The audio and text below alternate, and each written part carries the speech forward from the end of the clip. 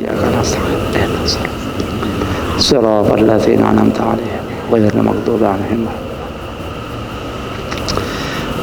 Ya, sedikit mengingatkan diri saya, umum kita semuanya ini semoga termasuk bagian dari muhasabah. Dulu beberapa kali, bahkan selain saya Al-Fakir sendiri, insya Allah guru-guru kita, ustaz-ustaz kita yang lain pun mungkin sering menyampaikan bahwa kita harus selalu waspada, ini akhir zaman. Jadi yang namanya musibah, bencana alam, malapetaka bukan semakin surut, tapi kian mendekat hari kiamat, kian bertambah. Ya, dan itu sudah dijelaskan dalam beberapa hadis. Yang pertama diantaranya hadis Imam At-Tirmidzi rahimahullah taala yang diterima dari Abu Musa Al-Asy'ari radhiyallahu anhu, bahwa Nabi bersabda, "Inna baina yaday sa'ah fitanan kaqita'il muzlim." Sesungguhnya menjelang hari kiamat nanti akan muncul berbagai macam fitnah.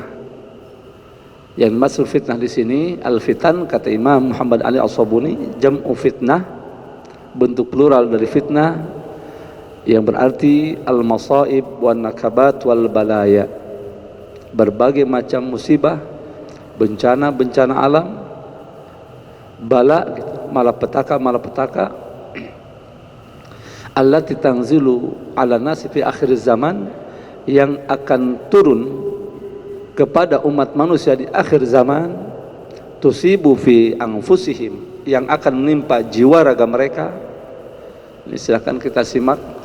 Wa fi amwalihim wa fi auladihim, dan juga kepada anak keturunan mereka. Wa fi amwalihim, dan pada harta benda mereka.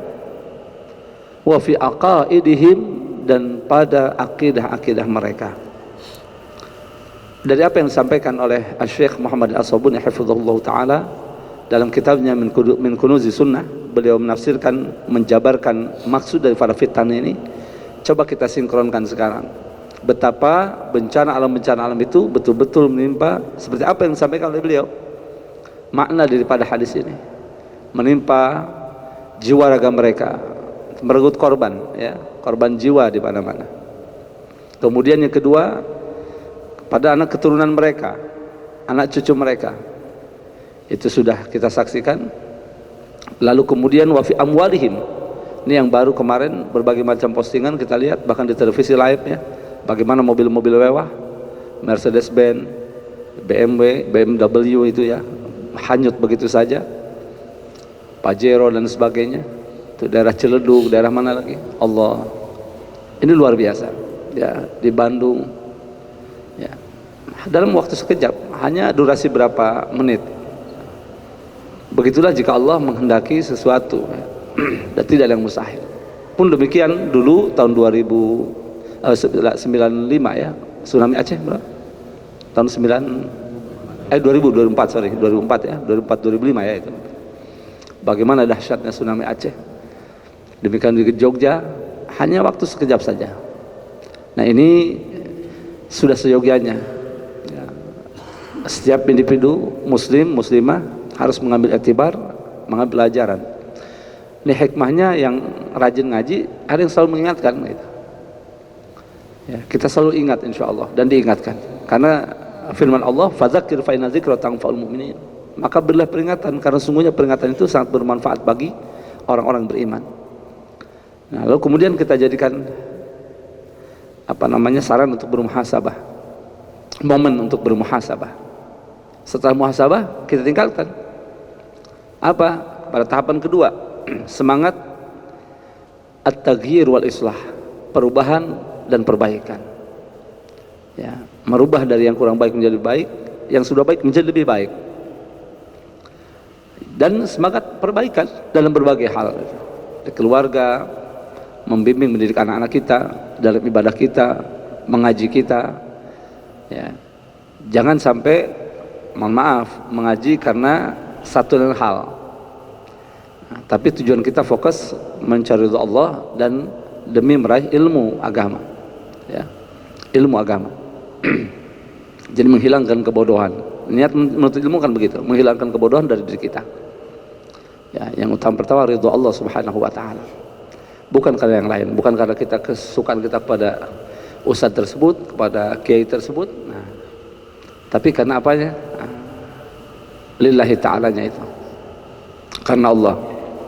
Ya, kalau Allah nggak berkenan, sehebat apapun guru kita, ya tidak akan masuk, Pak. Ilmu tidak masuk. Tapi sebaliknya, mungkin guru kita biasa-biasa dalam penyampaiannya, tapi karena kita kan lillah, karena Allah, Allah nanti akan mengajari kita. Kita yang diberikan futuh, tiba-tiba diberikan semangat membaca, diberikan pemahaman yang luar biasa, ketemu orang-orang yang tanpa kita sadari ternyata memberikan pencerahan yang luar biasa dan benar lagi ilmunya. Ya. Nah, inilah ikhwah tahapan yang kedua. Kemudian tingkatkan ke tahapan yang berikutnya, semangat taubat dan zikir. Ya, zikir, selalu ingat kepada Allah, menyebut-nyebut Allah, dan taubat, kembali kepada Allah. Itulah ketika kita mendengar atau menghadapi musibah, maka semangat muhasabah, kemudian juga semangat memperbaiki diri, ya, dan merubah dari yang kurang baik menjadi baik, yang sudah baik menjadi lebih baik. Kemudian semangat kembali kepada Allah, taubat, dan selalu berzikir kepada Allah. Dan ini pula yang Allah ingatkan, kan, yang Allah jelaskan dalam Al-Quran. Kalau tidak khilaf surat Al-Baqarah dari 153 ya, kalau nggak salah, di mana Allah memberitakan kepada kita, a'udzubillahi minasyaitonirrajim, wasta'inu bis-sabri was-shalah. Ya kan? Innallaha ma'as sabirin. Mohonlah pertolongan kepada Allah dengan sabar dan salat. Sabar dan salat. Sesungguhnya Allah bersama orang sabar. Satu rumusnya sabar, Allah akan bersama kita. Lalu ayat setelah ayat satu ayat itu, kalau tidak, kan 153, 154, 155-nya Allah janjikan, wala nabluwannakum bisyai'in minal khauf wal ju' wa naqsin minal amwali wal anfusi wat thamarat wa basyirus sabirin. Pasti, kata Allah, kami akan menguji kalian. Itu sudah pasti. Pasti kami akan menguji kalian. Ini sifatnya umum dari dulu hingga saat ini. Berbeda dengan apa yang tadi sama Nabi di akhir zaman. Mendekat hari kiamat, fitnahnya lebih dahsyat. Tadi hadis belum kita tuntaskan. Ini kita kembali kepada ayat dulu. Kata Allah, pasti kami akan menguji kalian dengan berbagai macam ujian. Bisyai'in minal khauf, dengan sedikit rasa cemas. Jadi kalau dibanding dengan ketakutan kiamat nanti, belum apa-apa nih, Pak. Jadi tsunami atau apa, orang takut, mengerikan. Tidak takut dan tidak sengeri menghadapi kiamat. Dahsyatnya dan takutnya kiamat itu bukan hanya ekspresi begitu, Pak. Tapi apa kata Allah? Lihat surat Al-Hajj ayat 2, 3-nya. Ayat kedua, ayat ketiga nanti. Ya ayuhan nasu taqu rabbakum inna zalzalatas sa'ati syai'un 'azim. Wahai sekalian manusia, bertakwalah kalian kepada Allah. Sesungguhnya guncangan kiamat itu sangat, atau merupakan perkara yang sangat amat dahsyat. Bagaimana dahsyatnya? Yauma tadhalu kullu murdi'atin amma arda'at. Pada hari di mana orang-orang yang sedang menyusui lalai dengan bayi yang disusuinya. Berjatuhan mereka tidak sadar, lalai sudah. Nah, kita bisa bayangkan bagaimana seorang ibu yang sangat menyayangi anaknya, daripada anak saya mati lebih baik saya mati, kan begitu prinsipnya. Dan itu sudah banyak terjadi di Garut, dekat pesantren alamater kita, orang tua kita. Itu ada kejadian kebakaran dulu. Malam hari, ibunya sudah selamat keluar, ingat anaknya masih dalam, bayinya balik lagi ke dalam, dan ternyata sampai api itu padam setelah sekian jam, dia tak kunjung kembali, tak kunjung keluar. Setelah dilihat, dia sedang memeluk anaknya di dalam. Bayangkan, jadi sudah gosong dalam keadaan memeluk anaknya, bayinya. Luar biasa. Itu perjuangan seorang ibu. Dan itu ternyata bukan hanya satu kasus itu saja. Ada beberapa kasus yang juga sama. Ibu rela ya, mengorbankan jiwa raganya demi anak. Tapi nanti pada saat guncangan kiamat itu terjadi, maka orang-orang yang sedang wanita yang sedang menyusui tidak sadar lagi tuh, lalai semua dengan yang disusuinya. Sakit dahsyatnya. Dan juga ada lebih dahsyat lagi, wa tada'u kullu dzati hamlin hamlaha. Dan orang yang sedang hamil akan keguguran. 2 bulan, 3 bulan, 4 bulan brojol. Rasanya kita tidak pernah mendengar, belum. Saya sendiri Al-Fakir belum mendengar. Ya ada kejadian tsunami, orang yang hamil 3 bulan 4 bulan berguguran gitu atau keguguran begitu. Kejadian gempa di Jogja, kegugur banyak wanita yang sedang hamil keguguran, enggak ada dalam liputan berita. Tapi nanti Pak, semua itu. Wa tadau kullu dzati hamlin hamlaha. Wa taran nasa sukar, dan engkau akan menyaksikan manusia mabuk pada saat itu. Maksudnya seperti orang mabuk. Wa ma hum bisukara, namun mereka sesungguhnya tidak dalam keadaan mabuk. Walakin adzaballahi syadid, akan tapi adab Allah yang sangat pedih, sangat dahsyat. Kita lihat orang ketika kemarin saja bangun atau tiba-tiba ada banjir yang begitu dahsyat, wah bagaimana shocknya itu. Apalagi yang harta bendanya luar biasa. Mungkin sebelum ingat kepada Allah begitu, ingat harta bendanya dulu. Tergantung Pak tingkat keimanan ketakwaannya. Ini pertaruhan Pak.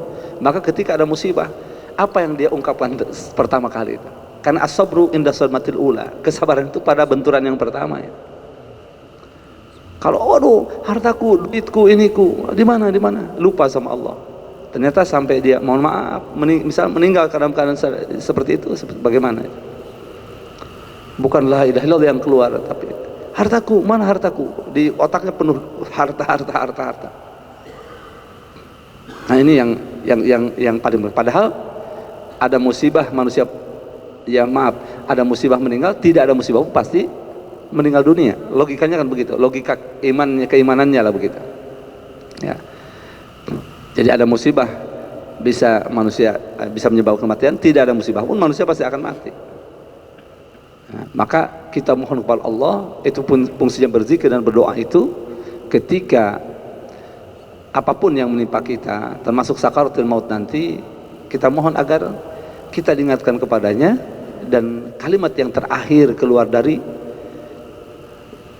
lisan kita ini, yang terucap dengan lisan kita ini, qaulu la ilaha illallah, kalimat thayyibah. Ya, itu yang harus kita selalu mohon kepada Allah. Nah ini kata bisyai minal khauf, sedikit rasa cemas, ini masih sedikit. Wal ju', rasa lapar. Ya karena ada musibah, gempa atau apa, orang ke pengungsian, masak yang biasa beli apapun mudah, tuh kayak di Petobo dulu kan, ATM nggak berfungsi kan, nah, harus ada uang cash. Sudah ada toko dikasih itu nggak terima, kenapa? Harus uang cash. Orang-orang kaya banyak kelaparan pada saat itu, dan mereka menuturkan kredit card apalah namanya ATM semua tidak berfungsi. Semua toko tidak menerima, terpaksa kami harus berlapar-lapar katanya. Ada yang 1 hari 1 malam, ada yang masya Allah. Itu bukti minal ju' dan sedikit rasa lapar. Belum lapar sepenuhnya itu. Bisa mengkhabal ju' wa naqsi minal amwal, dan berkurangnya apa? Harta benda.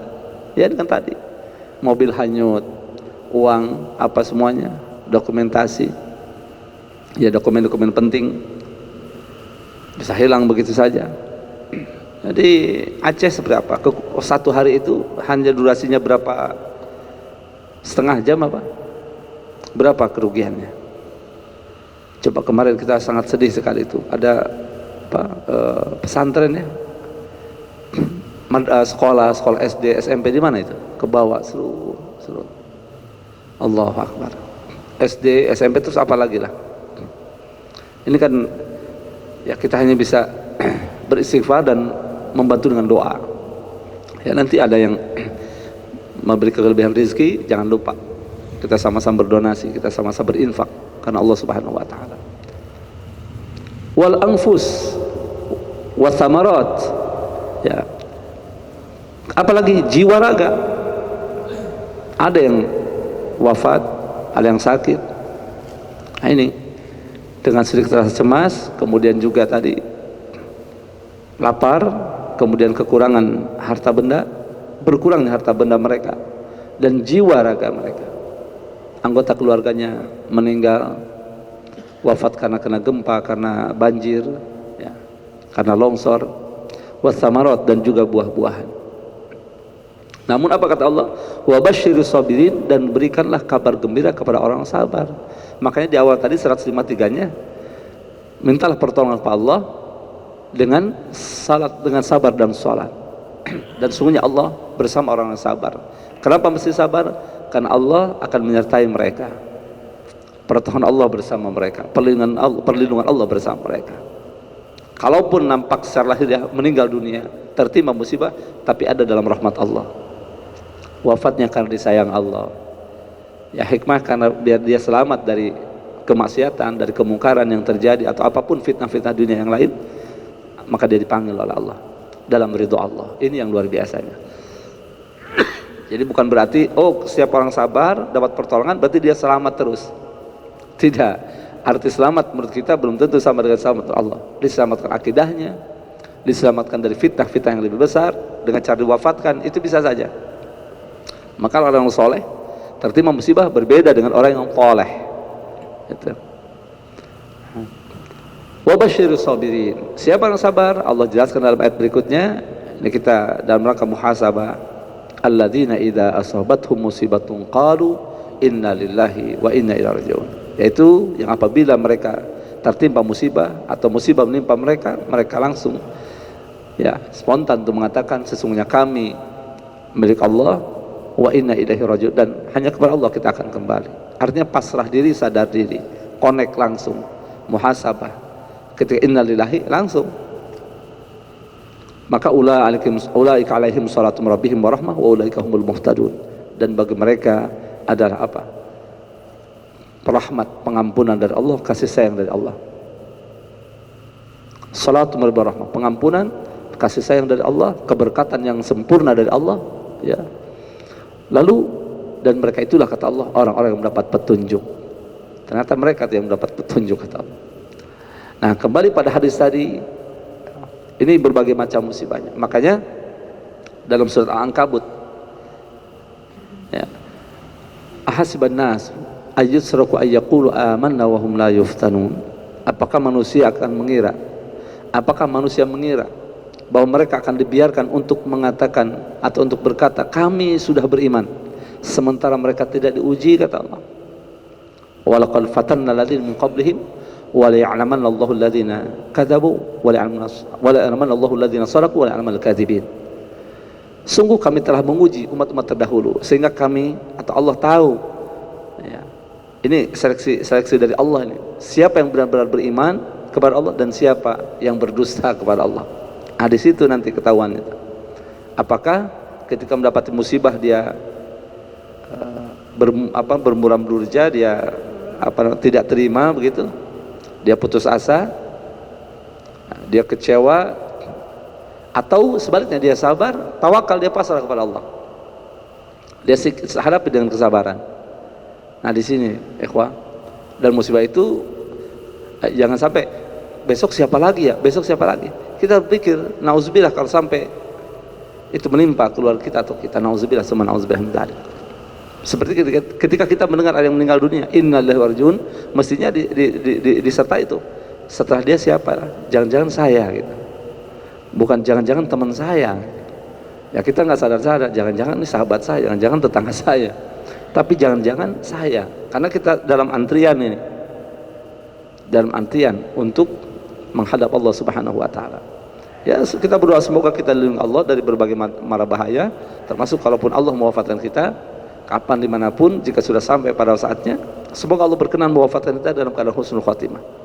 Itu yang selalu kita mohonkan. Nah ini yang harus kita waspadai, karena ini di akhir zaman. Tadi dalam hadis riwayat Imam Tirmidzi, menjelang hari kiamat akan terjadi fitnah-fitnah itu, berbagai macam musibah, malapetaka, bencana yang akan menimpa tadi jiwa raga, anak-anak keturunan, ya, keturunan harta benda mereka, dan akidah mereka. Ini yang luar biasa, akidah mereka. Kemarin malam apa? Tahun baru ya. Kemudian sebelumnya 25 Desember yang disebut hari Natal itu. Nah ini yang mengerikan, itu harus selalu kita ingat Pak. Bahayanya ini, efek daripada fitnah akhir zaman apa kata Nabi? Yang datangnya kaki to'ilail muzlim, seperti penggalan kegelapan malam. Lihat dari mulai terbenam matahari, redup, gelap, semakin pekat. Kalau dalam syarah atau penjelasan Syekh Muhammad As-Sabun itu, ta'ti mutalahiqa mutataliyah, yang akan datang secara bertubi-tubi terus. Selesai ini, selesai ini. Coba perhatikan aja. Gempa tiap hari kan, hanya durasinya, hanya ininya saja, skalanya saja. Ada yang skala Richter, ada yang tidak terasa, ada yang berasa, ada yang sangat berasa. Ya, kadarnya saja. Setiap hari kita gempa itu. Ada gempa. Itu menurut Badan Meteorologi kita kan. Nah ini Pak. Jadi akan datang bertubi-tubi itu. Terus berturut-turut. Maka sampai sekarang terus. Ini harus kita waspada. Dan ini sering kami sampaikan ya, dalam rangka untuk bermuhasabah. Mungkin dalam setahun berapa kali kita ingatkan. Karena berdasarkan ayat fadzakir fa inna dzikra tanfa'ul mu'minin. Karena Nabi yang dalam hadis sahih, ini buat Imam Tirmidzi dari Abu Musa al-Asy'ari. Datangnya bertubi-tubi, silih berganti begitu. Entah setelah ini apa lagi, kan begitu. What the next? Apa lagi nih? Nah, tapi jangan lupa, yang tak kalah berbahaya dan sangat berbahaya, akidah. Ini akidah mungkin bukan, jadi kalau longsor tanah, gempa, bumi gitu ya, tsunami air begitu, itu kan hanya sekali jiwa. Tapi kalau sudah gempa akidah, nih longsor keimanan, ini yang dahsyat ya. Bagaimana mati dalam keadaan tidak membawa iman dan Islam, alias murtad atau kufur. Padahal di akhir zaman banyak orang yang murtad dan kufur tanpa sadar. Ini yang tolong harus kita ingat. Pagi hari masih beriman, sore sudah kafir, dan dia tidak sadar kalau kafir. Nah ini yang paling berbahaya itu. Dia merasa masih pede, masih iman, masih oke, ternyata dia sudah keluar. Dan itu banyak hadis itu ya, riwayat tentang ini banyak sekali. Dan kekufuran atau murtad itu terbagi tiga, imam murtad qauli, ucapan, atau murtad fi'li, perbuatan, atau murtad i'tiqadi, mengucapkan sesuatu yang jelas menurut syar'i itu menyebabkan kemurtadan, sudah murtad qauli, seperti mengharamkan yang halal dan menghalalkan yang haram, yang statusnya sudah disepakati oleh ulama kita secara mujma' alaih atau ma'lumun min ad-din bi darurah. Seperti haramnya zina, tiba-tiba yang menghalalkan ya, halalnya jual beli sesuai dengan syaratnya, tiba-tiba diharamkan misalnya. Nah ini, dan sekarang terjadi. Lalu kemudian apa? Mencampur adukan nih. Kemarin kita baru bahasan pekan yang lalu, bagaimana Rasulullah ditawari dengan tawaran-tawaran untuk mencampur adukan ya, mensinkretis ya, apa namanya ya, antara syariat Islam dengan jahiliyah. Tawaran mereka, negonya begitu. Sudahlah, ayo Muhammad kemarilah, kata Nadhr bin Haris, Wa'il bin As ya, kemudian Walid bin Mughirah. Ketika Nabi Tawaf dihampiri, didekatin, Muhammad sini katanya, kemarilah, sudah kami siap menyembah Tuhan kamu yang kamu sembah, dan kamu pun harus siap. Kita rekonsiliasi, kita bertoleransi saja sudah. Ini toleransi ada batasnya. Ini sejarah, ini tarikh. Nabi tidak langsung jawab dengan pendapatnya sendiri, bukan IQ-nya beliau yang ini tuh di situ pada saat itu. Nunggu, maka turunlah jawaban dari Allah, qul ya ayyuhal kafirun. Dan kita ingat, hati-hati nih dalam menafsirkan ayat, kita baca sendiri tanpa guru, tanpa tafsir. Oh ini ada ayatnya, kita boleh kok, kita begini. Yang dibolehkan itu yang mana menurut ulama ahli tafsir, yang tidak boleh yang mana. Ini kalau kita tidak berdasarkan bimbingan guru, bimbingan para ahli tafsir, berbahaya. Makanya Nabi sudah mengancam dalam hadis sahih, man fassara al-Qur'ana bi ra'yihi falyatabawwa maq'adahu minan nar. Barang siapa yang menafsirkan Quran dengan pendapatnya sendiri, maka bersiap-siaplah untuk menempati tempat duduknya dalam neraka nanti. Wa'na'udzubillah, neraka itu. Nah, ini pentingnya, jangan sampai kebablasan. Akhir zaman, ini akhir zaman. Kita harus tahu, oh ini akhir zaman, ini akhir zaman, itu saja sudah. Dan itu salah satunya ada fitnah Duhaimah ya, yang nanti akan dalam fitnah Duhaimah itu kata Nabi tidak akan meninggalkan satu pun di antara umatku, melainkan akan terkena tempeleng, akan terkena dampaknya, sehingga puncaknya akan terbagi dua kelompok. Kelompok mukminun, kelompok munafikun. Siapa munafikun, siapa mukminun, tandanya sudah dijelaskan Allah ya. Kalau mukminun seperti apa, kalau munafikun seperti apa. Di antara tanda orang munafik, apabila ngomong dia berdusta, apabila berjanji dia ingkari, apabila diberikan amanah dia apa? Khianati. Itu di antara tandanya. Ini jadi sejarah berulang. Dulu Nabi ditawari, diajak nego begitu. Tapi Nabi dengan langsung jawaban dari Allah, tegas beliau sampaikan, lakum dinukum waliyad. Urusan agama silakan kita masing-masing. Jadi toleransi tidak mesti harus mencampur adukan, tidak harus saling ikut melakukan ritual itu. Ya, dan dulu sudah dibahas. Baik, ini yang berbahaya.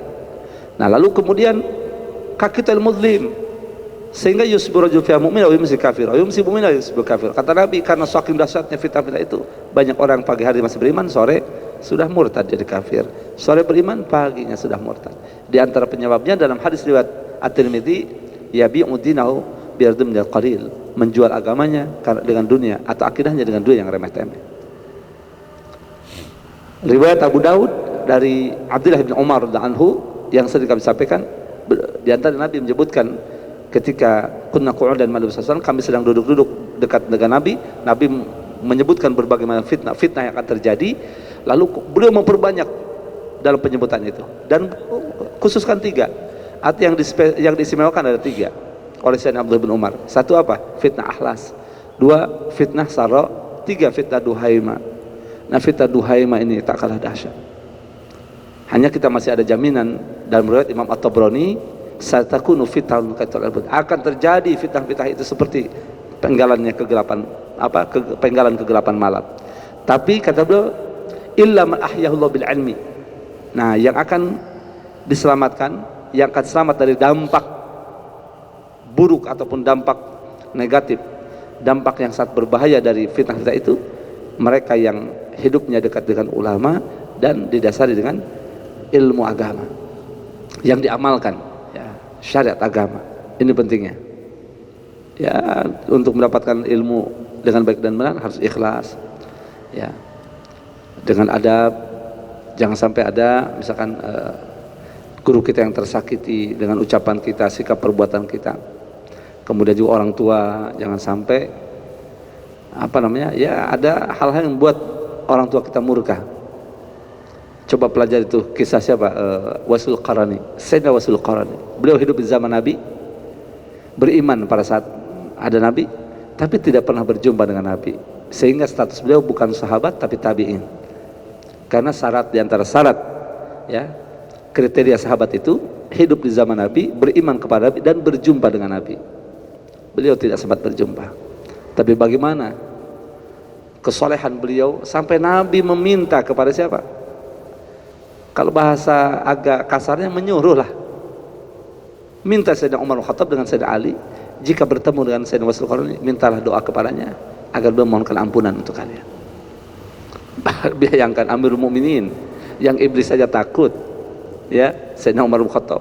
Sayyidina Ali yang karam wajah disebut Abu Turab, gelarnya karam wajah karena tidak pernah melihat.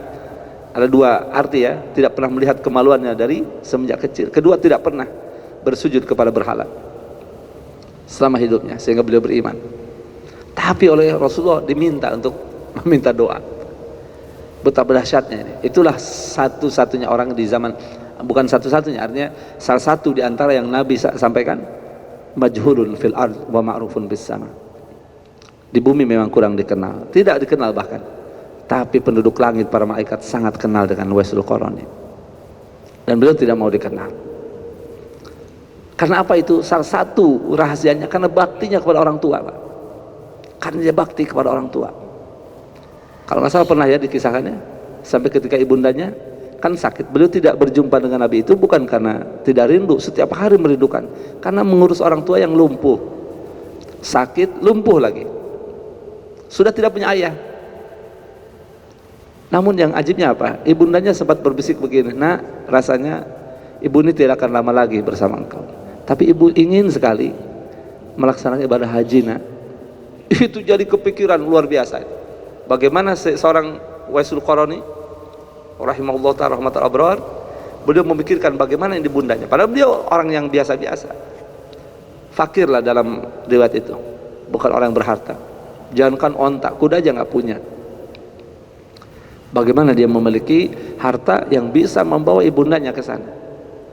Akhirnya beliau memutar akalnya itu, ya, langsung beli anak sapi Anak sapi masih kecil tapi bikin apa namanya, kandangnya di atas gunung, kan aneh. Sampai tidak sedikit orang mengatakan gila nih, Wesul nih gila.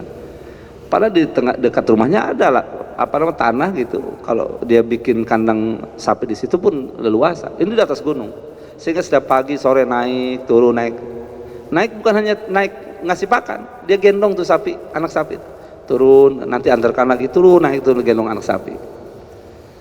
Ya seiring dengan waktu membesar sampai beratnya sampai seukuran kurang lebih 100 kilo atau 1 kintal begitu.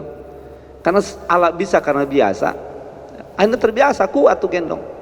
Baru orang-orang pada sadar setelah bobot anak sapi itu berat, langsung dia bawa ibundanya dengan dibopong, digendong melaksanakan ibadah haji. Bayangkan dari Yaman ke Mekah digendong itu ibunya, karena sudah kuat ototnya, sudah ini tiap hari gendong anak sapi. Bayangkan itu. Sampai ibunya menangis. Tapi doa beliau ajib juga tuh. Ya Allah ampuni ibundaku ya Allah, rahmati dia, sayangi dia. Kenapa dia tidak minta untuk dirinya? Cukuplah Allah mengampuni dan menyayangi orang tua saya, ibunda saya, dan sudah pasti saya hanya menunggu, saya hanya mengharapkan ridho orang tua saja. Karena sudah otomatis kalau ridho orang tua sudah. Kalau orang tua diridhoi Allah, ya dapat ridho kemudian dimasukkan ke surga, ya pasti anaknya ikut nanti yang diridhoi orang tuanya itu. Subhanallah, sampai sedemikian rupa tuh. Sampai digendong. Nah, itu masalah bakti. Makanya ini hal ini yang harus kita ingat selalu di akhir zaman ini. Selain memperdekatkan diri kepada Allah SWT, lakukan itu muhasabah selalu. Ini karena apa nih musibah? Apa karena bencana alam biasa atau karena memang teguran dari Allah? Kita terus ya, kita renungkan, kita tafakuri, kita tadaburi, kita adakan muhasabah. Kemudian kita semakin meningkatkan pendekatan diri kita kepada Allah Subhanahu wa taala.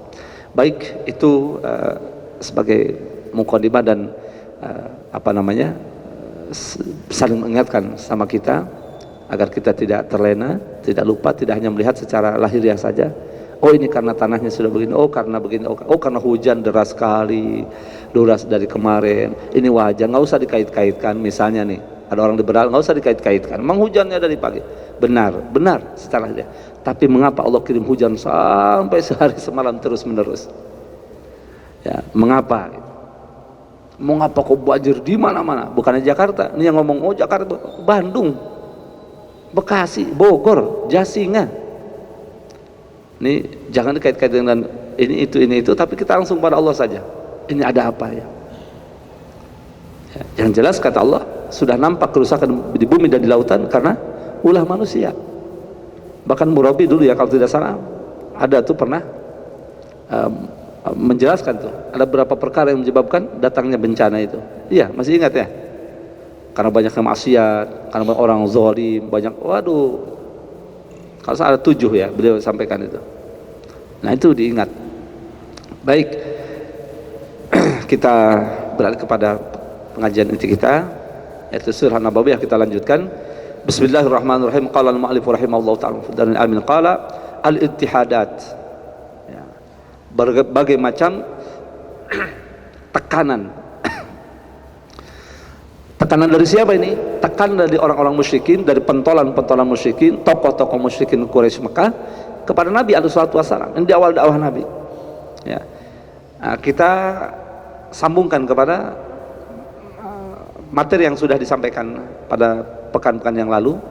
Ya, dengan berbagai macam cara ternyata Nabi tetap istiqomah, Nabi tidak tergoyahkan, bahkan semakin semangat lagi. Mereka kehabisan cara. Ini gimana ini? Ini nggak bisa, ini nggak bisa. Sampai akhirnya mereka mengadakan negosiasi, ya, dengan cara diejek nggak berhasil, dijelek-jelekan tidak berhasil, diolok-olok, pokoknya dijuluki dengan berbagai macam julukan tidak berhasil juga, ya, merebut hati masyarakat, hati rakyat itu. Akhirnya apa yang mereka lakukan? Nih, a'malal musyrikun al-asarib allati dzakarnaha syai'an fasya. A'mal musyrikun al-asarib, orang-orang musyrikin merealisasikan, melakukan berbagai macam cara itu, allati dzakarnaha yang sudah kita sebutkan di awal, syai'an fa syai'an, sedikit demi sedikit, setahap demi setahap, likafid da'wati ba'da zuhuriha, tiada lain untuk mencegah, ya, menghadang dan menyetop dakwahnya Nabi Muhammad SAW setelah Nabi melakukan dakwah itu secara terang-terangan. Kapan itu? Fi bidayati sanati rabi'ah minan nubuwah, pada permulaan tahun keempat dari kenabian beliau. Jadi tahun keempat beliau berdakwah secara terang-terangan. Wa manat ala dzalika asabi'un wa syuhurun, dan berlalulah hal itu beberapa pekan dan beberapa bulan di awal tahun keempat itu. Wa hum muqtasirun ala hadil asalibi, dan mereka hanya menggunakan cara-cara itu saja, ya. Tadi berbagai macam cara yang sudah disebutkan itu, mereka tetap melakukan itu. La yatajawazunaha ila tariqil ittihad wa ta'dzib, mereka belum berani melampaui cara-cara itu, ya, menabrak cara-cara itu, ila tariqil ittihad wa ta'dzib, ya, belum berani beralih kepada cara tekanan, penekanan dan penyiksaan, belum, waktu itu belum. Jadi beberapa bulan, beberapa pekan di awal dakwah Nabi, mereka hanya menggunakan cara itu. Dengan cara apa? Sukhriyah, ya, menghina, mengejek, istihza, mengolok-olok, tadhik, mentertawakan, kemudian melakukan apa? Penentangan Al-Quran dengan cerita-cerita orang dulu, gitu kan. Nah, sampai siapa kemarin sudah disebutkan tuh? Ya, mereka belajar ke Iran sekarang, Persia, mempelajari kisah-kisah Raja Rustum, Raja Persia itu Asfandiar, untuk menyaingi apa Al-Quran gitu, ya, tapi tetap tidak mampu juga, ya. Kemudian ujungnya mereka mengadakan negosiasi. Nah, itu berjalan beberapa bulan dan mereka tetap melakukan itu, tidak berani meningkatkan apa cara mereka kepada cara yang lebih ekstrim, yaitu penekanan, intimidasi dan siksaan.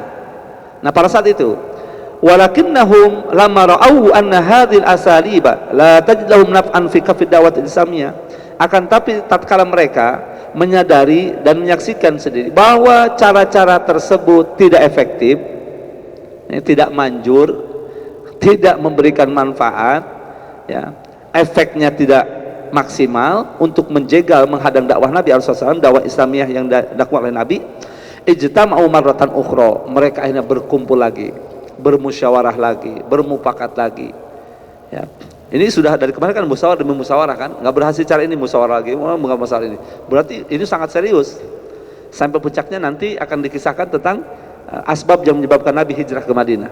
Ya, ini asbab, dan ini juga rentetan dari perkumpulan-perkumpulan ini. Terakhir di mana? Di Darun Nadwah. Itu yang disebut, saya sering istilahkan munaslub, ya, musyawarah nasional luar biasa itu, ya. Nah, ini musyawarah. Sebelum itu mereka mengadakan lagi pertemuan. Nih, unik nih. Wa kawanu minhum lajnatan, dan mereka membentuk panitia khusus, kepanitiaan khusus. Bayangkan tuh. Jadi panitia sudah ada tuh zaman itu. Tapi panitianya panitia nauzubillah ini untuk menjegal dakwah ini. Ya. Mereka membentuk kepanitiaan a'dha'u wa khamsatun wa 'ishruna rajulan, yang keanggotaannya berjumlah 25 orang. Nah, min sadati Quraisyin, dari pentolan-pentolan Quraisy Mekah, musyrikin Quraisy Mekah, dari tokoh-tokohnya ini. Raisuha Abu Lahab, pimpinannya adalah Abu Lahab, ammu Rasulullah SAW, yang tak lain adalah paman dari Rasulullah SAW, paman Nabi sendiri. Wa ba'da tashawwur tafakkuri, dan setelah mereka bermusyawarah dan berfikir keras, ittakhadat hadhil lajnatu qararan hasima, akhirnya panitia ini mengambil keputusan yang bulat di Rasulullah SAW untuk mengadakan perlawanan yang lebih dahsyat lagi kepada Rasulullah SAW, wa tidak ashabi, dan kepada siapa saja yang mengikuti Nabi atau kepada para sahabat Nabi. Ini mulai itu. Faqarrat an la ta'lu juhdan fi muharabatil Islam, dan mereka juga memutuskan untuk tidak menyerah, tidak berputus asa, untuk tidak mengendorkan semangat mereka dalam memerangi Islam ini. Nggak boleh kendor, harus terus semangat. Nah, ini jadi diprovokasi, bangkitkan lagi, dibakar lagi semangat mereka. Wa idza'i rasulihi, dan untuk menyakiti Nabi SAW. Wa ta'dzibi dakhila fihi, dan nah ini menaik, untuk menyakiti, menyiksa siapa saja yang ikut kepada Nabi. Karena cara baik-baik tidak bisa, ya, cara lemah lembut tidak bisa, maka mereka lancarkan, maka tingkatkan cara ini kepada cara yang lebih ekstrim, waliyadzubillah, yaitu dengan cara menyakiti Rasul, memerangi siapa yang ikut Nabi, dan menyakiti, menyiksa yang ikut bersama Nabi. Nah, Wa ta'arrudu lahum bi alwanin minal nakal wal ilam. Dan memperlihatkan ataupun memberikan berbagai macam tekanan, intimidasi dan siksaan. Kita ingat siapa wanita yang syahidah pertama kali itu? Keluarganya siapa tuh? Yang dalam keluarga siapa? Sayyidah Sumayyah. Nah, ini setelah keputusan ini, maka mereka langsung bergerak tuh, langsung mengeksekusi itu keputusan itu. Turun ke jalan, mereka menyebar, langsung siapa saja yang ikut Nabi ditangkap, dibawa, diikat, disiksa. Jadi bukan hanya intimidasi secara omongan, verbal saja, langsung betul-betul fisik. Nah, di antara yang yang sangat masyhur dan terkenal ya dalam penyiksaannya, Bilal bin Rabah, sampai dibawa ke gurun pasir, sedang dalam cuaca panas terik, ya. Kemudian dia dijemur, diletakkan batu di atas dadanya, dipaksa untuk apa? Untuk murtad, untuk kembali kepada agama nenek moyangnya. Tapi Bilal bin Rabah karena iman sudah menghujam dalam jiwa dan raga, lebih baik nyawa yang lepas daripada akidah harus lepas. Yang beliau ungkapkan hanya ahad. Karena belum ada syariat sholat, belum zakat haji, belum pada saat itu. Karena selama 13 tahun Nabi mengucapkan kalimat la ilaha illallah Muhammadur Rasulullah. Ahad. Sampai akhirnya terdengar oleh Rasulullah dan para sahabat, langsung Abu Bakar Siddiq karena seorang hartawan, ya, salah seorang pebisnis yang luar biasa, maka dimerdekakanlah, dibeli lalu dimerdekakan oleh beliau, dibebaskan dari perbudakannya, Bilal bin Rabah. Lalu ada lagi siapa? Nah, ini yang sangat memilukan, yaitu keluarga Sumayyah, suaminya Yasir, anaknya Ammar, sekeluarga itu ditangkap hidup-hidup, diborgol, kemudian dibawa ke padang pasir, disiksa. Allah, ada beberapa riwayat bahkan Sayyidah Sumayyah itu sebelum dibunuh, karena dia dipaksa untuk murtad tetap pada pendiriannya, istiqamah dalam bela akidah, akhirnya ditusuk, mohon maaf, kemaluannya dengan tumbak oleh Abu Jahal itu. Puncaknya apa? Tangan dan kakinya, tangan kanan dan kanan diikat kepada seekor kuda, riwayat yang lain kepada seekor unta. Nah, kemudian kaki kiri dan tangan kirinya kepada unta yang lain atau kuda yang lain. Lalu kemudian setelah diketahui bahwa Sumayyah tetap pada pendiriannya, akhirnya kuda itu atau dua unta itu dipecut dengan dicambuk ke arah yang berlawanan. Antum bisa bayangin, kuda lari sekencangnya atau unta itu lari sekencangnya, maka terbelah dualah tubuh Sayyidah Sumayyah. Waktu itu belum ada ayat yang memerintahkan Nabi untuk melawan, belum turun. Karena sampai kepada Nabi pun, Nabi hanya mengatakan isbiru ya ala Yasir fa inna mau'idakumul jannah. Bersabarlah wahai kalian keluarga Yasir, karena sungguhnya tempat yang Allah janjikan untuk kalian adalah surga.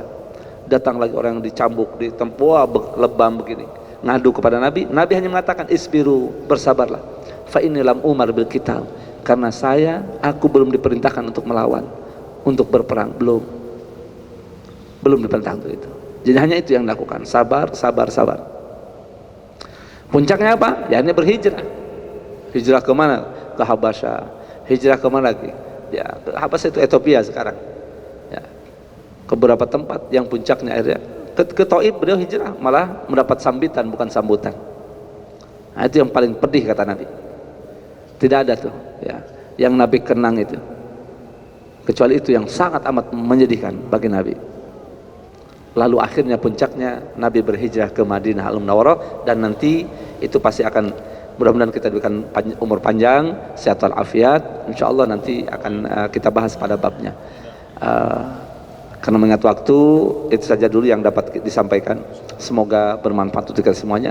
Yang salah menurut saya pribadi mohon diampun dan dimaafkan. Hadanallahu wa majma'in. Wallahu al-hadi ila aqtariq. Wassalamualaikum warahmatullahi wabarakatuh.